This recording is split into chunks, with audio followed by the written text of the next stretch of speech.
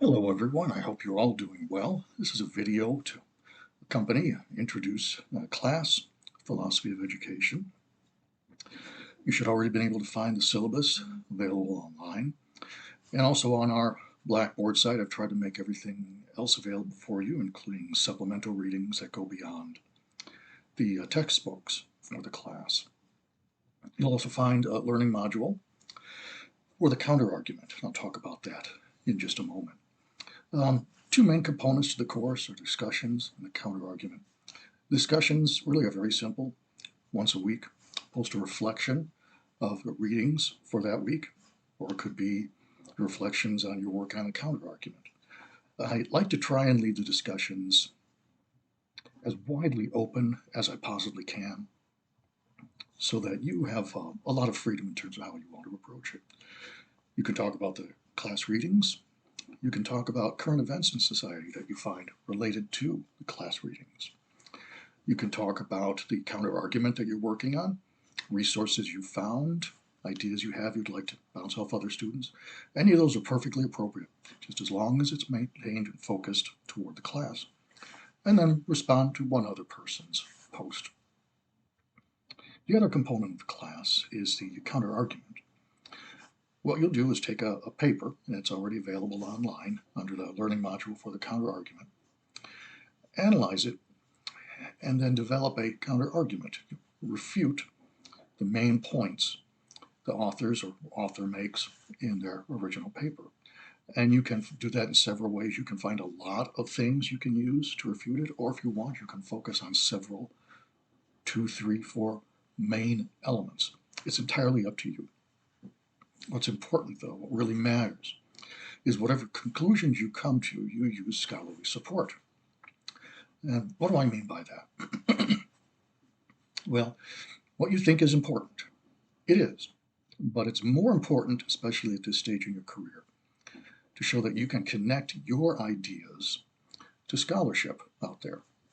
Books, book chapters and edited books, journal articles. When you make a conclusion then about the author's weaknesses, limitations, make sure you support that with some type of scholarly evidence or reference to show that you can connect your ideas to the larger network of scholarship out there. And there's more information on that learning module about how to do so, about how to analyze a philosophy paper, as well as how to develop a counter-argument. So really make sure that you look at that learning module because it has a lot of information in there that will help you with that part of your assignment. Those are the main two components of the course. More than anything, though, what I hope you'll get from this are two things. You can develop and articulate an intelligent, thoughtful philosophy of education. That you can identify important writers, important thinkers over time that you use for your own philosophy. Philosophy of education I think of it as layers, like an onion. Deep down inside, we have our really personal philosophy. Sometimes it can be based in a religion or faith.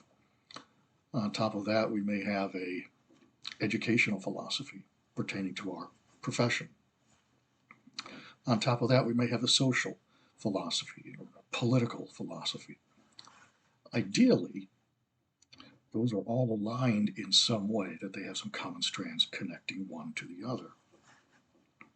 Our goal here is to try and help you develop a philosophy of education or identify with a philosophy of education. Why is this important? Many of you will become educational leaders, faculty, principals, superintendents, counselors, but you'll have leading roles, leadership roles in your organizations. As leaders, you'll have a lot of different people and groups try and push you or pressure you to make decisions in one direction or another. It's important, therefore, for you to have your own philosophy of education so that your decisions are sound, based on evidence, and within a larger framework, but also so you can understand the different pressures and different agendas people might pull and push you toward. That's equally important. Let's see, a little bit about my background. I probably should have started with that first. I'm a professor with educational psychology. I've been here since 1999. I did my graduate work at the University of Pittsburgh. My MA was in higher education, not in administration, but the MA program with history, philosophy, sociology, higher education. And for the PhD, I focused on we call social, historical, and philosophical foundations of education. And philosophy has been something I've been writing quite a bit on, off the last years. Excuse my cat, she's very nice, but she's also very affectionate and she doesn't take no for an answer. Um, stay. Um, I have to say, those were the best 5 years of my life. I had no idea there was so much to learn. I had no idea that I could learn so much, and that so much of it would be so important in the rest of my life and in the rest of my career. When I'm not a professor, like they do to all of us, they put us downstairs in the basement in these cages at night. We have lives of our own. Um, I'm married, I have three sons. Two of my sons are, well, they're both grown now. My second son, unfortunately, died after his first birthday in 2005.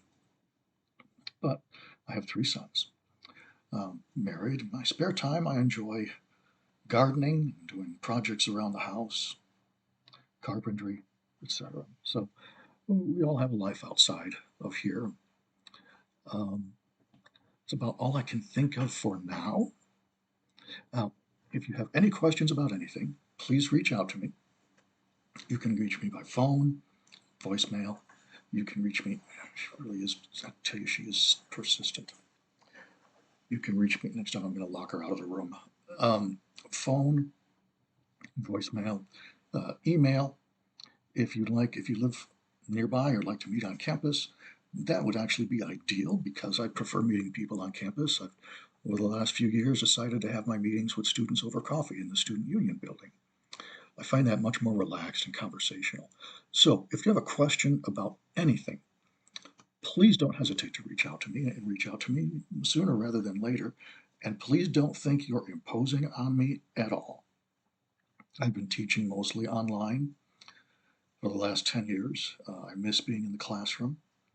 So, meeting with students and talking with you, you're not imposing on my time at all. In fact, it's one of my favorite things about the job.